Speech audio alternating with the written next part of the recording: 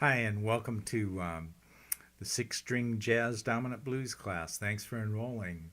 Let's start out by just getting an understanding of some of the basic dominant blues forms, and a typical one in the 12-bar blues form would be what we call a 1-5-4 progression, or 1-4-5. And if you're a guitarist and you maybe have a little bit of a rock and roll background or a R&B background, you probably play blues in the key of E, yeah, or perhaps in the key of A.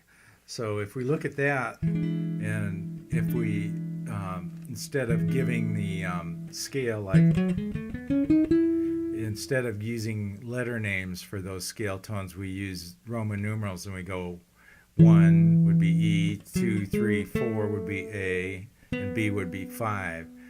So those would be the scale tones. That's where we get the terminology 1-5-4, 1-4-5. So a slow blues in the key of E, maybe we do something like quick change to A and then back to E.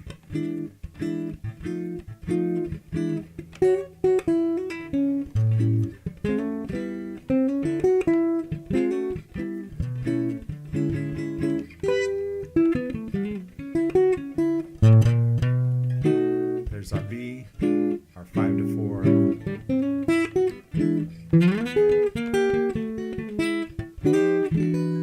Something like that would be a 12-bar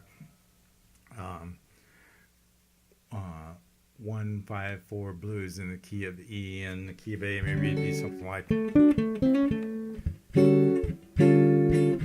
I'm in the key of A.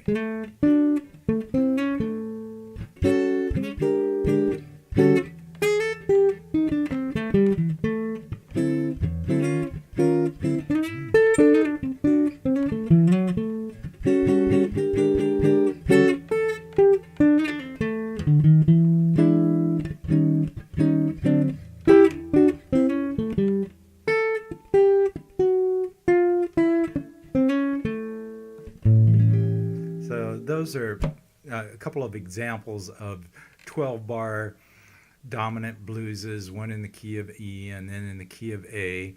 Don't worry about those chord voicings. I'm going to go over some nice chord voicings for you as we get into the real meat of this course, but I just wanted to make sure that the background that we understood. If you have any questions, feel free to shoot me an email or send me a video, or we can communicate.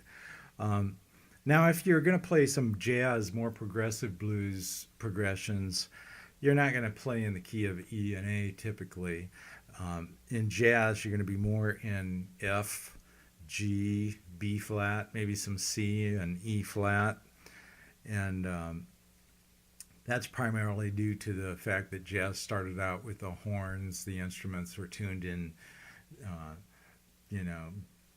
B flat and F. So it just evolved that way, and those are the keys that are typical. But the good news is, if we take this E position and move it up a half step, we're in the key of F there. And if we take this A position and move it up a half step to B flat, we're there.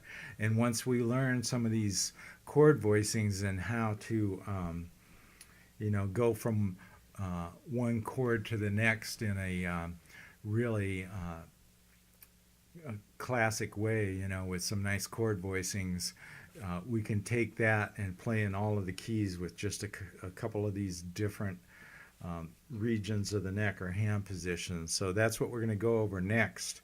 One of the things that I see often is jazz musicians that don't really put much stock in the blues, so they just play more diatonically. They don't play a lot of blues riffs, and they aren't interested in playing, say, like a 1-5-4 blues. But as a guitarist, there are a lot of professional opportunities where you might back up a blues singer, or get a chance to play with some really wonderful blues artists. And if you can play a good 1-5-4 blues, that might be a gig that you otherwise couldn't play. and you have to know what the appropriate style of blues is for that particular situation. So you don't want to jump into a jazz blues progression when you're backing up um, Lowell Folsom or somebody like that. I played with Lowell Folsom and Big Joe Turner and Eddie Cleanhead Vincent. Like Joe Turner and Cleanhead, they typically would play some um, more progressive blues progressions, but not always. So you have to play the right thing in the right place and use good taste and go with the flow. Make it sound authentic. So, with that having been said, let's move on. And now we're going to look at some blues progressions in the key of F and B flat, and then maybe some G later on. And we'll talk about some examples of classic blues tunes. Thanks a lot.